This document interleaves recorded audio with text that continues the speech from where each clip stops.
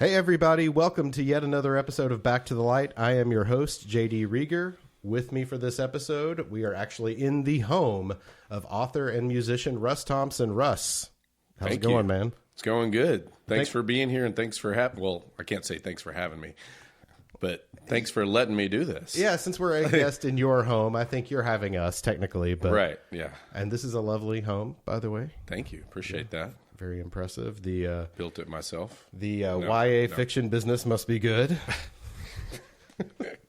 We won't get into that, but no. Well, I mean, we're here to talk about your new book, of course, and we'll get to that in a second. But sure. It was just the holiday season. How was your Christmas? How was your New Year's? It was good. Yeah, I had a good time. We had family come and stay here with us, which that was actually the first time I think I'd experienced that. So it was a new way to experience family. And the Griswold family Christmas style? The Griswold family Christmas and all that. It was good. So we had a good time, good New Year's. We were supposed to go to New Orleans, but that didn't quite work out. We were actually supposed to go the day after the incident happened. And we decided to cancel because, you know, all the weirdness surrounding that. And you know, it's crazy, the news cycle. Like, I've been so consumed with, like, Trump and fires and stuff that it's like I've already forgotten what happened in New Orleans just, like, last week. Right, exactly. It's like I know. It feels like that was a long time ago, and it was just, like, a few days ago. Yeah, everybody's already moved on, you know.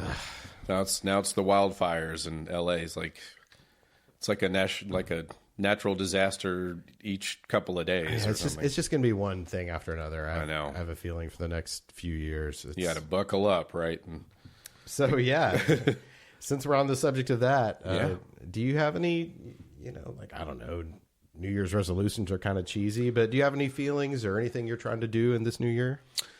Trying to keep my sanity in the midst of all of it, trying to keep centered on my own work and my own focus and not let all of that like sort of take over and use up all the energy. And I think it's easy to get kind of consumed by it. And there was a time when I was watching way too much news and knew way too much about what was happening. And I'm just going to have to, not that I'm taking a step back from keeping up what's going on, but kind of keeping that in perspective, like knowing what's happening, but at the same time, not letting it sort of keep me from accomplishing what I want to accomplish, you know, meaning like focus on my creativity, focus on my work, focus on writing, focus on making music and doing what I can too, in terms of when the need arises, because I think, you know, we don't really know exactly what we're facing, but, you know, we might be called to stand up and help in some way, like whatever way we can with our talents and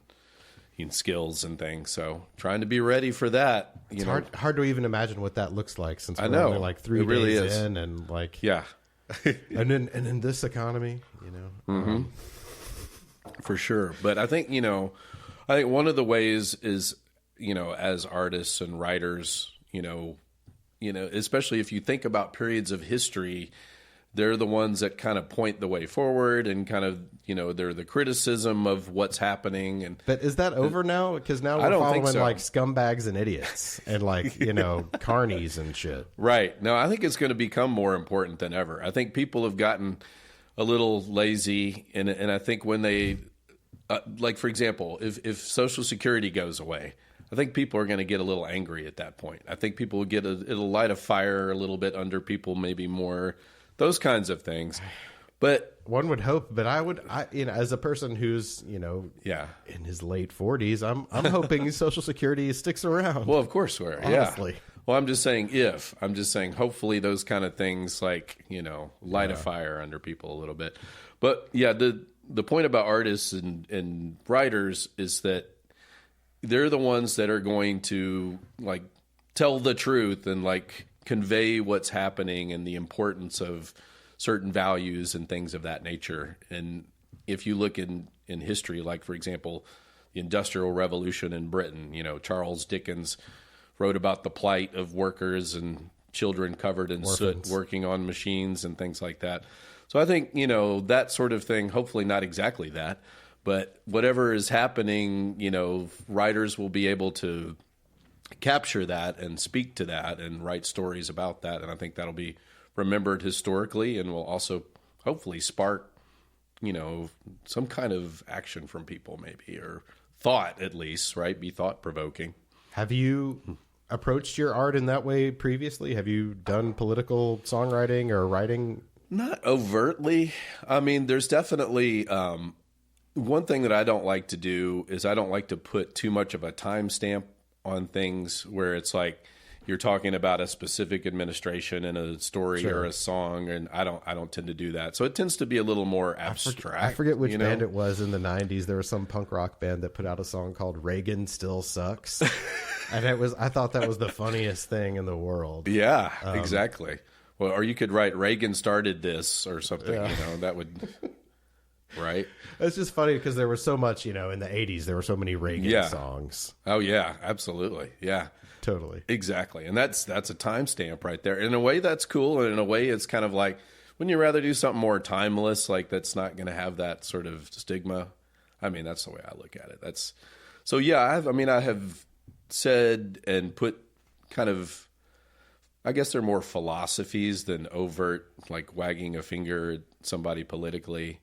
It comes more from like sort of what your moral compass is and what kind of values you kind of want to instill and promote, I think, than, wagging a finger at a particular president or something, Yeah, that's never been my style. I think for my part, I'm just going to try to like shine a light on things that I enjoy and things that I think are worth celebrating and people that I like and hope for the best. Hope that's enough. Yeah. I mean, I agree. I think that's the way to do it. It's not, I think when you sort of set an example to others when you do that, when you emphasize sort of positive things and you put things out there that are creative, that are thought provoking, or music that, is inspiring or soothes people or whatever it does, rather than, because every day on Facebook, you can see people just consumed with negativity and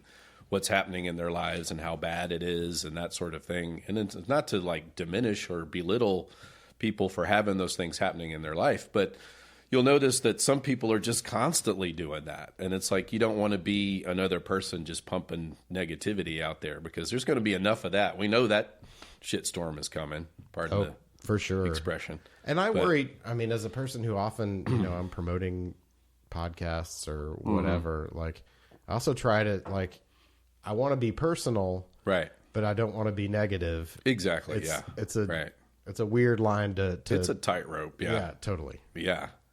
So, well, let's talk about your new book a little bit. Okay. Sure. The Loop Breaker, Secrets of the Falls. Yes. Second in the Loop Breaker series. Right. Did you always envision this as a series? Well, no. Actually, the funny thing was when I was writing the first one, the publisher was like, let's make this a series. And I was like, really? And they were like, yeah, because think about it, you've got this, early chapter in this young person's life and you could do the next one. And I was like, yeah, okay, I like that. But at first, I just didn't have that idea until they suggested it. And I'm not trying to say that I do things because it's a good marketing idea and the publisher said to do it. But it just seemed like a good idea. And then it just sort of naturally flowed out like what the next chapter would be and what the character would face next after the first one. So people are probably like, well, what character? What? So I'll set the scenario here. So basically, the first one was about a young person who starts to have these experiences, like hears these voices, has these things happen, and realizes they have this gift to be contacted by the supernatural. And that gets wrapped up in their own family history. And this girl, Leanne, has to solve this mystery in order to make these things stop happening. And then realizes after that that basically she has this gift and therefore kind of has a duty in a way. Like, you don't have to, but if you have a gift, and that's part of the message of the book and of the series, is if you have a gift, you need to share that with the world. And if your gift is helping people to cross over, that's one gift, or, the music or art and things that we were talking about before, sharing that and being a positive influence. And in each book, she has a particular thing that she has to overcome in order to help others. And I think that's another big message in it, because on the first one, she loses her mother. Her mother passes away, and she's like overwhelmed. She's just a teenager in the first one. She's overwhelmed with grief and fear, and she has to overcome that because you can't help others if you haven't taken care of your own stuff. And so that's a big lesson from it. And obviously with the help of friends and a mentor, Felicity, who's the town psychic, she is able to get over that and get past that in order to solve the mystery and help other people, help these lost souls. So in the second one, the big thing is anger because she wants to be a regular person. She's an artist and she's an adult by this time, and she's, thinking of going away. I didn't pick up that much time had passed. A few years. Yeah, she's about 18, 19, like a young adult. Still going a teenager. To college. Still a teen, but a young adult. And at this point wants to kind of get away from what happened a couple of years before. Like wants to be a normal person going to school and doesn't want to, be someone contacted by the supernatural and all these other things, right? And so, and of course she's unable to escape her destiny. She gets contacted again once she goes to college. And she's also got this conflict because her father, and maybe this is something that, somebody who's experienced or whatever, where somebody wants to go to art school, but the parents say, oh, you need a practical education, that kind of conflict. I know it well. Yes. So that's a conflict that she's dealing with. And she caves in and, goes with her parents' wishes, but is carrying this anger over that. And then once she gets to the college, there's these disturbances that start to happen. There's a spirit that passed away there. I don't want to give away too much, but there's a mystery surrounding this spirit hanging around the college. It's a much sort of more dangerous situation than the first novel. A little bit more horror, a little bit more jump scares, a little bit more because the spirit identifies with her because of the anger. The spirit is really angry because of what happened to her. And then identifies with Leanne, who's carrying all this anger, right? So she has to, of course, find a way to solve the mystery surrounding this spirit, to get that spirit to stop creating havoc, right? And meanwhile, she's got havoc and anger in her own life to deal with. So that's what she has to overcome in order to make that happen. Because again, just like in the first one, you can't help others until you take care of your own stuff. And so that's kind of the thing. There's kind of a theme to each one of the books that's going to be like getting over something else. Because, I mean, like myself in my own life, I've had, obstacles and things I wanted to overcome and get over in order to become sort of better at what I do and a better example and all that sort of thing. So, sure. Yeah. I'm curious. I mean, your main character is a teenage Right. girl. Right. Is that, I mean, one, how did you decide that your character would be female, and how is, and obviously you're a gentleman. Obviously. Is that a challenge for you to write in that voice? That's one of the reasons I did it, was the challenge of it. But I also thought that I wanted to achieve a certain sensitivity with the character that I thought worked better. And I'm not trying to say that males can't be sensitive. I don't want to say that, but I just felt I'm like very sensitive, Russ. And I'm trotting on your feelings right now. So, I'm sensitive too. That's the irony of it. But I just felt like just for... Watch the tapping on the floor there, boss. Right. Oh, sorry. Yeah. But drummer, right? So it's like can't stop drumming all the time. But yeah, so it was the challenge of it. It was the fact that I thought for the particular story idea that the sensitivity that a female character would bring would work better. And also the fact that it was inspired by a woman that I knew who I had helped write a novel. So for a while I was doing some ghost writing and co-writing things, and I was doing that a lot. And that's kind of how I came to be. This is a whole nother story I'm getting into here, but that's how I came to be with Winterwolf Press, which is my publisher. Because I think you might have told me about this when we might have talked about that before, so I don't want to rehash that previous story. Podcast. Everyone, check out that episode. I'm not sure how many episodes ago that was, but it was like 2022. Yeah, a couple of years ago. Yeah. So I mean, I've been doing. So maybe it's like 20, 30 episodes ago. Yeah, way back when. But yeah, I don't know if I told the story about helping Christine. Christine was somebody who was writing a book about her own psychic experiences, and of course, I was kind of a skeptic, and I was like, oh yeah, psychic experiences. Well, let's see, And after like talking with her and all the stories that she shared and helping her write the book, I was convinced that every experience that she had was pretty freaking real. So, wow. So that inspired the experiences that happened with Leanne. So that, because especially she had told me about this experience when she first started getting kind of contacted by these, you know, spirits or voices or whatever.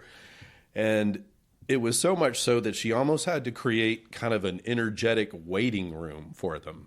As weird as this sounds, like, you wait there, and when I'm ready to deal with what your issue is, I'll let you know. It was that kind of thing. Take a number, if you will.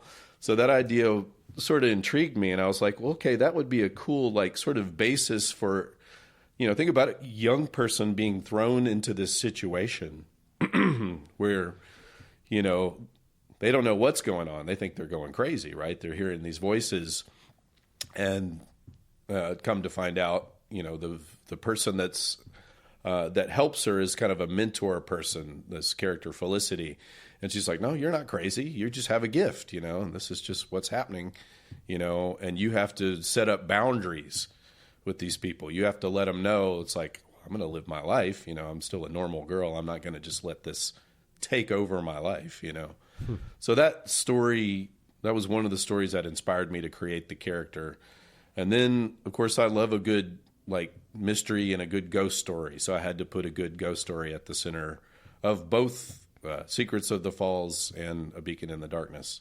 Are you a believer in the paranormal, the spiritual realm? To a certain extent. No, I mean, I have a lot. I'm not convinced of real specific things, but I do think... You don't have a ghostometer in here somewhere? I don't, okay. But I have been on a ghost hunt, but, you know, that's another story. But I've had a few experiences where, okay, so here's one I can talk about. So I went, visited the Myrtles Plantation which is near St. Francisville, Louisiana. It's one of the I don't know about it. Supposedly one of the most haunted houses in America. And so you're thinking, oh yeah, okay. You know, haunted house, we'll see, right? So we went, my girlfriend at the time and I went and took a tour there, and we took pictures, and some really interesting things showed up in the pictures. We took a picture of me standing outside the mansion, and there was this weird sort of haze, like that was like almost like the shape of a figure standing next to me, and that was a little disconcerting. Yeah. And then we took some pictures inside where there were lots of orbs, which orbs, you know, yeah, you could explain that with maybe dust and things. Sure. But there were... light reflection, whatnot. Yeah. But then we took some pictures of a mirror, and in the mirror, in the corner of the mirror was an image of a woman, like a sickly looking woman, like you could see clearly her eyes, and she was kind of like staring into yourself. It was really creepy. And it was like, there's no way they could do like a trick to make that show up in your developed film, like, because we had film that was actually developed at that time. It's interesting. So it's like it's an attraction that you can pay money to go into. And... you can take a tour and stuff, and you can even spend the night there and things. But things have... That's not for me. Yeah. I'm not a believer, really. But yeah, right. It's like, that's too much for me. Oh, no, I mean, well, here's the interesting thing. I'm a science teacher, too, so I believe in science. And I'm not sure I knew that. I mean, I knew you were a teacher. I'm not sure I knew you were a science teacher. I'm a science teacher. So obviously I believe that you can't just take something at face value. You have to have evidence and things of that nature. And anytime I've had an experience, I've like tried to explain it, like the orbs could be dust and all that sort of thing, right? So, yeah, I mean, I'm a skeptic, but have you seen the Saturday Night Live sketch where they're like ghost hunting and the dude farts and you can... Yes, that's very funny. That's what I was just thinking about. Right, when you said that. Yeah. So, I mean, you know, I'm sure probably 8 out of 10 things that people think are happening can be explained away. But, you know, what about those other 2 out of 10? Sure. You know? No, I'm not one of those people that says I absolutely know anything one way or the other. Right. Well, that's, I mean, I think that's a good attitude to have about it, because I've never had an experience like what you're describing. You know, I haven't had a thing where I felt like 100%, oh, like that was something. Yeah. You know, I've never had that, but I'm not closed off. I don't think I'm, you know. Yeah, right. I don't know. And I think that's the thing is, like, with the paranormal or supernatural, people are closed off to it because there is no accepted scientific explanation in the scientific very community troubling about it. Yeah. If you acknowledge it or if you accept it as possible, then that could be troubling. Yeah, that's the other thing. Yeah, for sure. But I think science is supposed to be like, well, it's not supposed to be, let's close off to that because it doesn't jive with what we've already discovered. That's not the way science works. Science is about gathering data, more data, and looking at it and with fresh eyes, obviously with what's come in the past and all the explanations of things that it could be.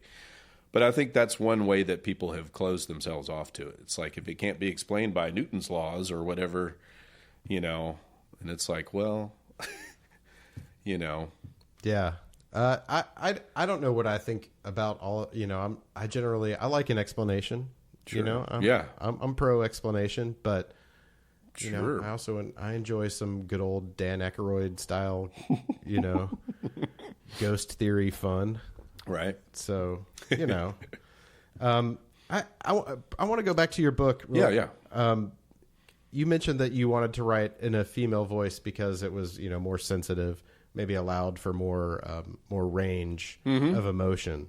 Yeah. Did you have to do any preparation work in order to like immerse yourself into that sort of thing? Yeah. Well, I mean, the exercise that I go through with any character that I create is the first thing that I do is I write down characteristics of the character, what I want the character to be like, what I want them to look like. And then I imagine them in different scenarios and I write about it. And then sort of like you kind of put yourself into the character. Sure. Is what you do. And like, how would they react in this certain scenario? And then, what kind of personality are they going to have? And how am I going to reflect that in the writing? And so it's a challenge. And, and I understand when people say, well, you could understand what a guy thinks a lot more than what a girl. And that's fair, but there's a lot of that sort of thinking too right now. Like you have to be this to portray this or right. to, that's just people I don't think that's a rule that writers play by. You don't think that writers are that you would have to be of a certain culture or whatever to be able to write about it? That might be. I mean, if you are going to do that, you've got to do your homework and it's got to be authentic for sure. Yeah. I mean, I don't think it's the same as, cultural Acting. Appropriation or something like that. I mean, that's a different kind of scenario. Well, I wasn't accusing you of anything, certainly. And I have no problem with whatever, actors portraying different, races or genders. That doesn't bother me because acting is supposed to be transformative.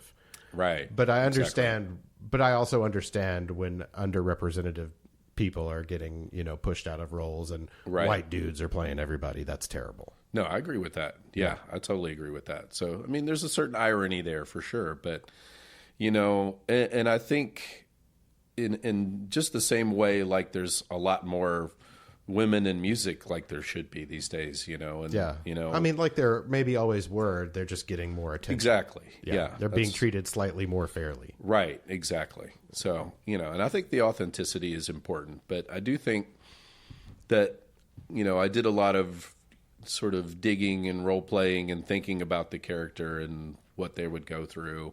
And I also think, to a certain extent, we're like, if we like to say, oh, I'm a man or I'm a woman. And well, we have sort of male and female sides, even people that are, I'm a staunch male or I'm a staunch female and all that, So I mean, you might find some Trump bros that would tell you that I'm all man. I'm 100% man. Yeah. Well, those people usually aren't if you really dig deep enough. Like they're hiding something that they don't want you to know about that they feel insecure about usually. So, yeah. So I don't pay much attention to that. And speaking of, you're also not a teenager. Right. Yeah. So is there any challenge there for writing for someone who's, maybe a generation or two younger than you? Well, I think yes. But I think one of the things that inspired it is I work with, I teach kids, I teach middle school students, and I get a lot of their perspectives on things and hear things that they like and that they're into. And so the other thing I wanted to do was write something for them, like write something that they would appreciate, that they could relate to. And so with the first one especially, that was kind of one of the things that I was thinking about as well. Like, do your kids know that you're an author? Have they read your book? Yes. Uh-huh. That's interesting. Yeah. Do they, are they into it? Do they give you comments about it and stuff? Yes. Are they like, oh, what's going to happen next? And all that kind of stuff? Yeah, absolutely. So what's going to happen next? Well, you mean the third one? Are you doing a third one? There is going to be a third one, yes. The third one is going to be, what she'll have to overcome in the third one is sadness, sorrow. Like the second one was anger. The first one was fear. This one is sorrow. And so dealing with the death of loved ones is going to be one of the themes in it. She's going to lose her father in this one. And that conflict is going to continue. Spoiler alert. But I'm not going to give away too much at all. But also the conflict of,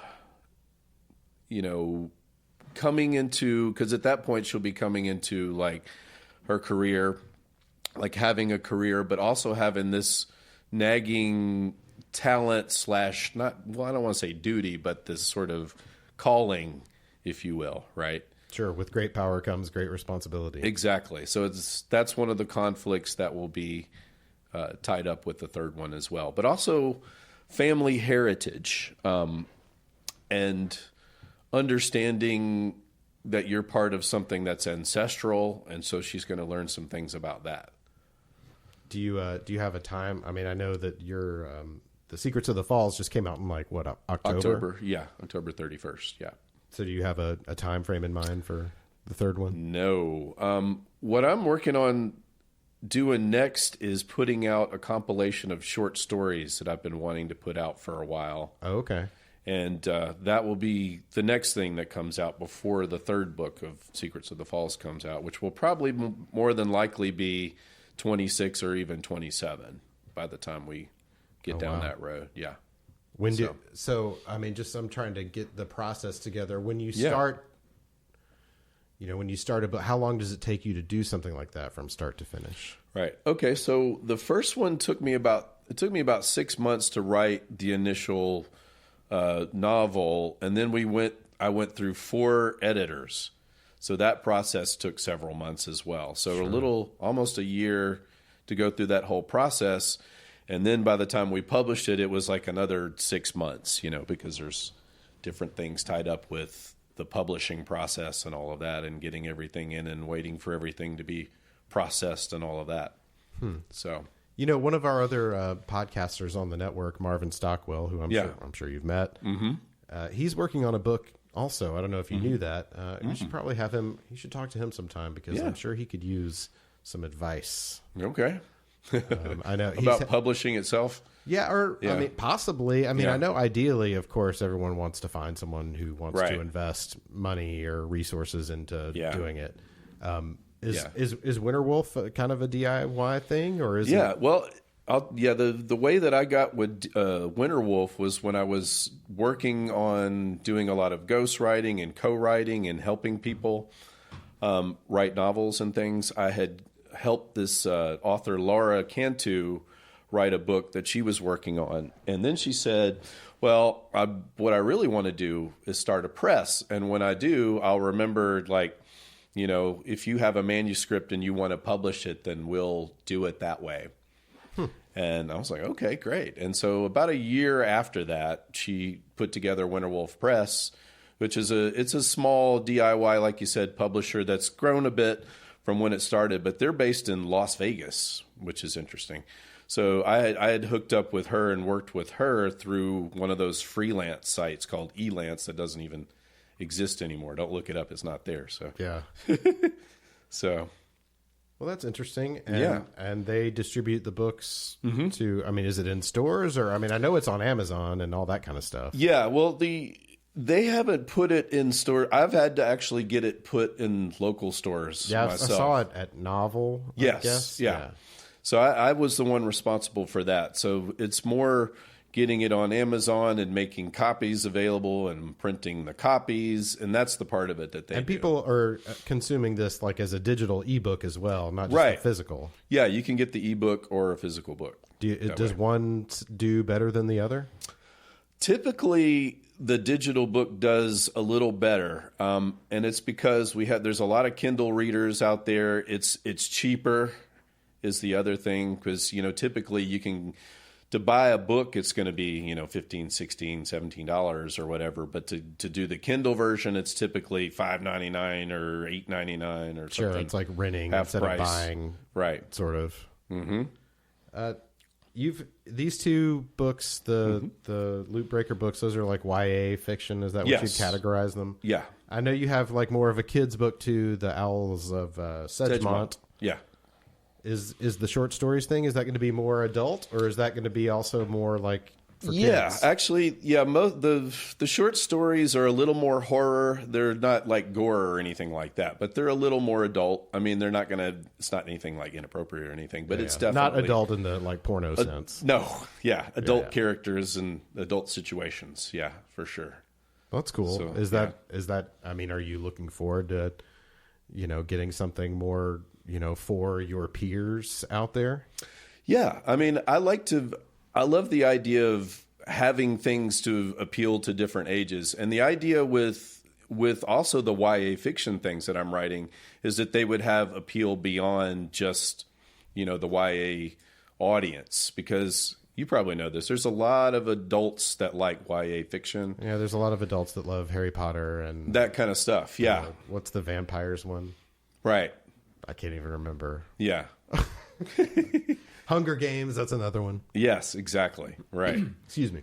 So, yeah. So if J.K. Rowling can write from the perspective of a little boy, well, I'm not promoting her, trust me. Yeah. But if she can write from the perspective of a little boy, then, I can switch and do it too, right? Totally. Do you? I saw the trailer. Yeah. And I read the chapter you sent me too. Oh, cool. And I thought it was interesting that the girls were into The Damned. Well, there's a reason for that.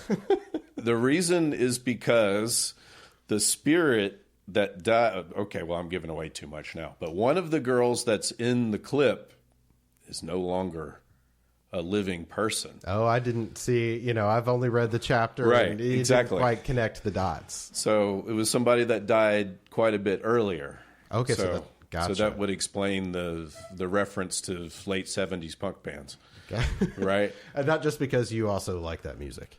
Well, yeah, I do. But the point of that character was that she be an outsider. It's kind of like a school that's akin to, let's say, Sewanee, maybe. Like a school that's out in the middle of nowhere, and it's kind of got a bit of a preppy vibe, a bit of a, well-to-do liberal arts college kind of situation. And yeah. Obviously you're going to have a few outsiders, a few arty kids.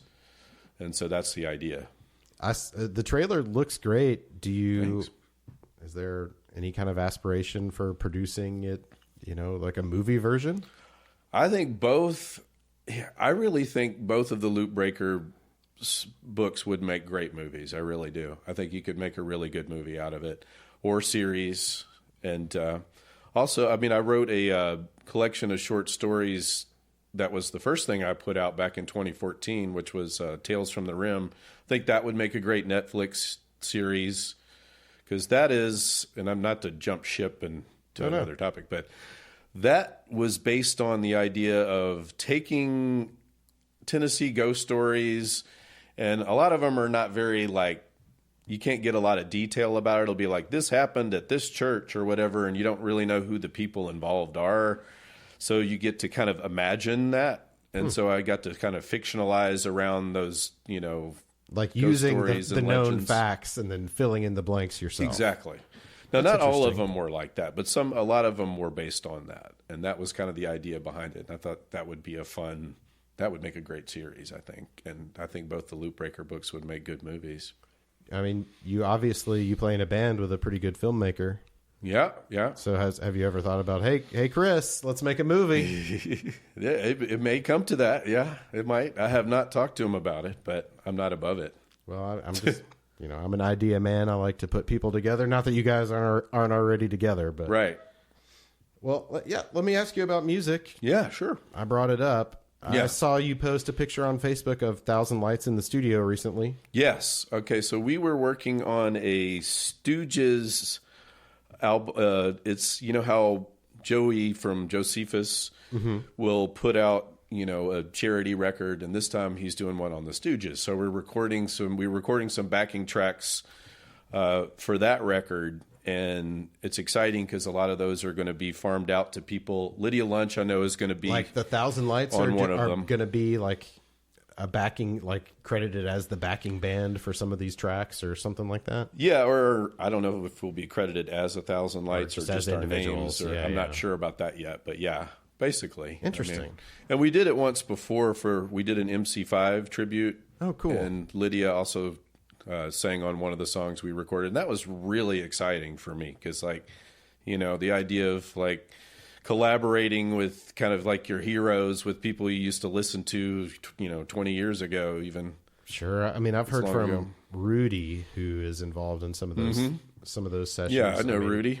I've heard some of the names he said of people who've gotten involved on some of those tribute albums. Yeah. It wasn't like Alice Cooper on Alice one of them or Cooper was something? on the last one. That's insane. Jay Mascis from Dinosaur Jr., That's Mike awesome. Watt.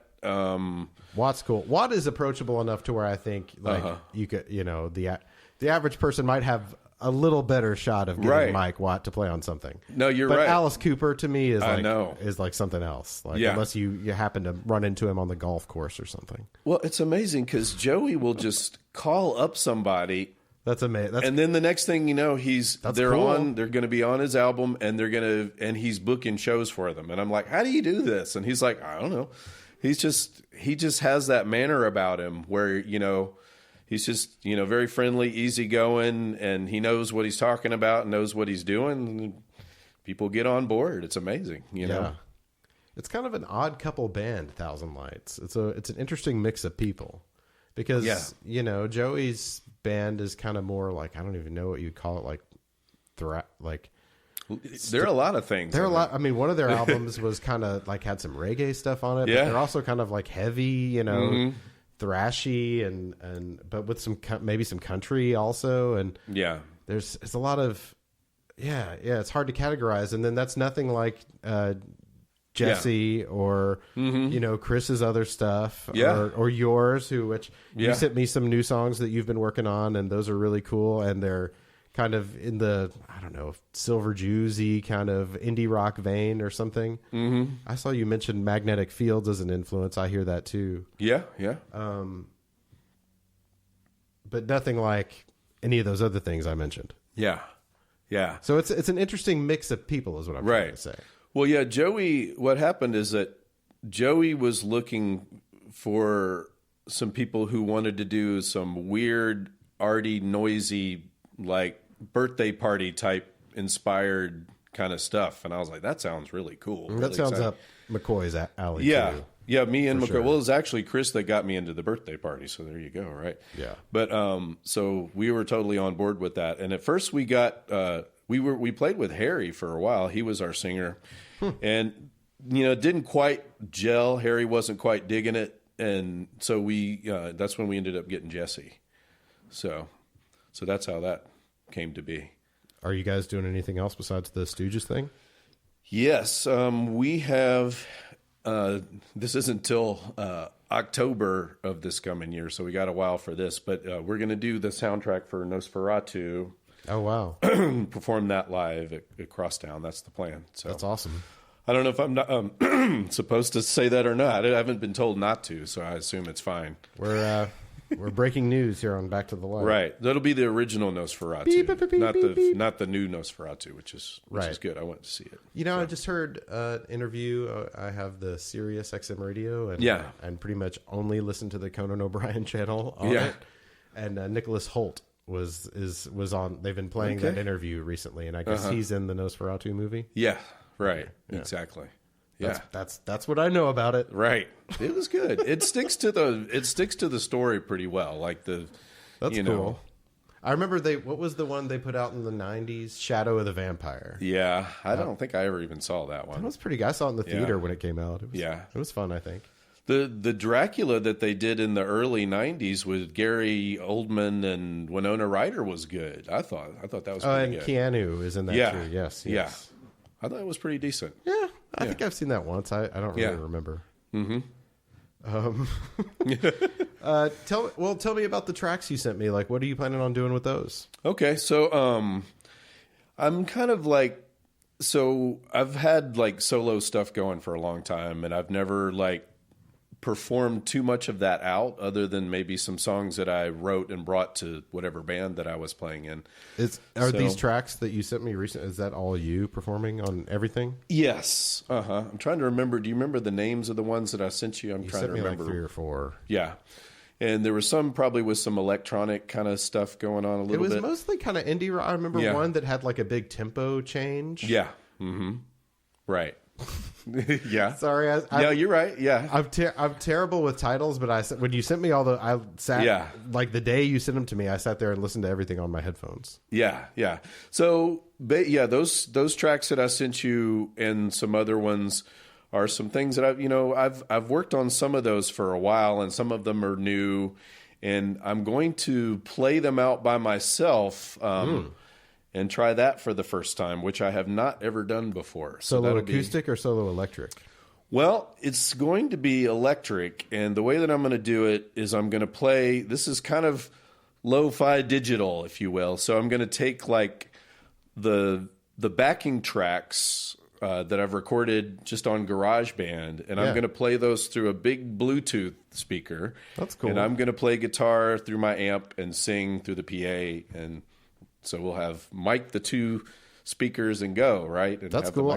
One of my bands in the 90s used to do that. Really? Like, we used to do backing tracks, and it was just me and this other guy playing the backing tracks. Yeah, we'll see how it works. Yeah. It's getting the sound right at first may be a little, interesting, but we used to bring our backing tracks on a cassette. Oh, okay. And we had a cassette deck, and we would run that through a bass amp. And I would play guitar, and the backing tracks would be coming out of a bass amp, and then he would play keyboards and jump around. Awesome. That sounds fun. No, what was the name of that? Johnny Romania. Okay. Yeah. Gotcha. That sounds fun. Goofy name. Sure.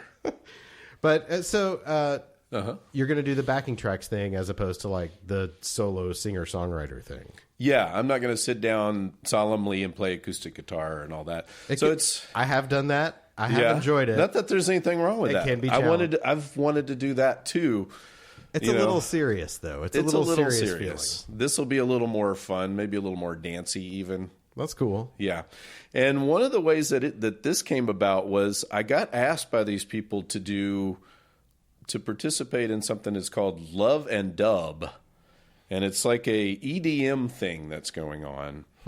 And it's I'm not an EDM musician, obviously, but they said they were wanting to do kind of a more multifaceted event. They wanted some kind of the reason that they contacted me is they wanted some kind of a literary element, maybe do like a reading so I'm going to do that as well. But I'm also going to use it as a jumping off for, playing those kind of solo tracks with the backing tracks and stuff too. So it'll be kind of a combination of reading with kind of a soundtrack type music that I've come up with behind me, and then going into some actual songs. I remember a little bit of both of those things. I remember in the 90s, William S. Burroughs came out with that album with Kurt Cobain playing guitar behind him the whole time. Yeah. You ever think of doing something like that? Yeah, I think that would be really cool. I originally wanted to do something with the band Polyglamorous that I'm playing with them kind of backing me up and me like reading something. And that seemed a little, well, for one thing, we didn't have the time to do it because we're getting ready to record, and that's another thing that's coming up. And so we don't really have the time to put all that together before the show's February 15th, which feels kind of far away, but it'll be here before you know it. Yeah, for sure. Yeah. And so where is that? We'll have this out before then. Yeah, that's going to be at High Tone February 15th. It's called Love and Dub, and I'm actually the opening act at 7, so I'll be going on. Oh wow, that's early. That's early for the Tone. Right. And that's probably good for my thing to be kind of starting it off, especially if there's going to be a reading and all this sort of thing. It's probably a good way to start the evening rather than be like later on where people be like nodding off, Well, but that's when you dance the night away. Right, exactly. You said you had another band, Polyglamorous? Yes. What's the story on that? I'm sorry, I'm ignorant. Oh, that's okay. It's a band that we've been together for about a year and a half, almost 2 years now. But with, Robbie House. I know the name. Yeah, Robbie House. He's been in Robbie and the Cartel, I think was his band before that. And Ian, who's the drummer, that was the drummer for that. And Lee McDonald, who was in Zigadoo Money Clips way back in the day. I remember that band. Yeah. What do you play in Polyglamorous? I play guitar and bass. I don't play drums at all, which is interesting. Actually, I'm probably going to play drums on a new song that we're working on. But so one of the kind of concept behind this band was like everybody can bring in their songs and we can write songs together, and it's poly in the musical sense, not in the sexual sense, obviously. But Sure. And then we'd switch up instruments and play different instruments on different songs. And so that's kind of the concept behind it. Yeah. And so I'm mostly on guitar and bass, though, for the most part. So, yeah. And fun. You guys are... What are you up to besides... We're about to record. We're going to go into the studio. Let's see. Do you know which one? Don't know yet, so we're still working out the details on that. When some people say we're going into the studio, that means they're going upstairs. Yeah. To the or recording themselves. Right. Exactly. Yeah. But sometimes it means they're actually going to Ardent or wherever. Right. And we're doing it with the guy's name just slipped my mind, but he's a big producer guy, Ari.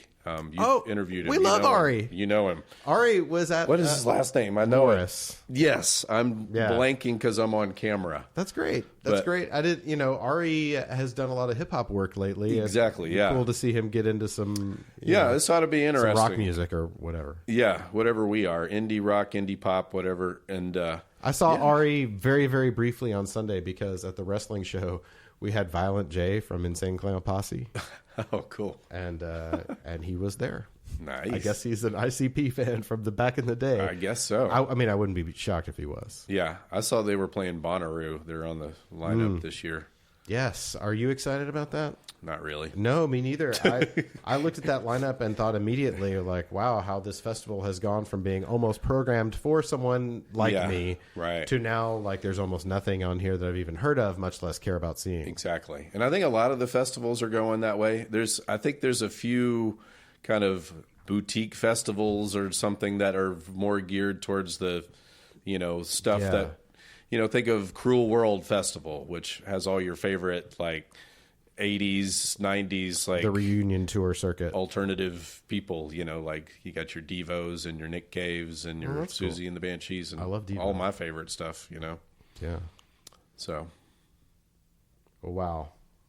I feel like we did it. Russ, is there anything we left out? Is there something else that we want to mention? I mean, do you want to tell people where to find the book and I think that'd be a good way music and all that stuff? Yeah, it'd be a good way to wrap it up. So we'll start with the books.